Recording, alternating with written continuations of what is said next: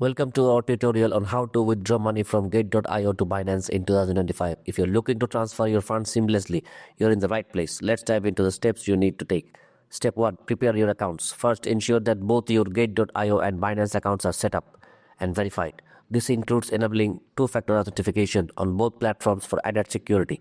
If you have not done this yet, head over to your account settings and follow the prompts to set it up.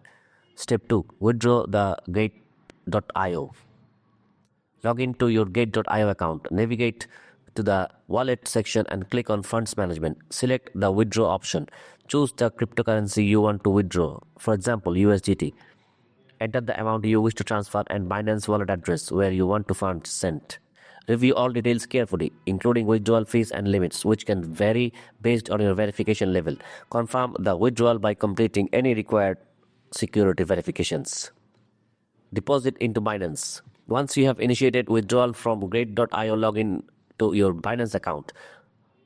Once you initiated withdrawal from Gate.io, log into your Binance account and then go to the wallet section and select Spot Wallet.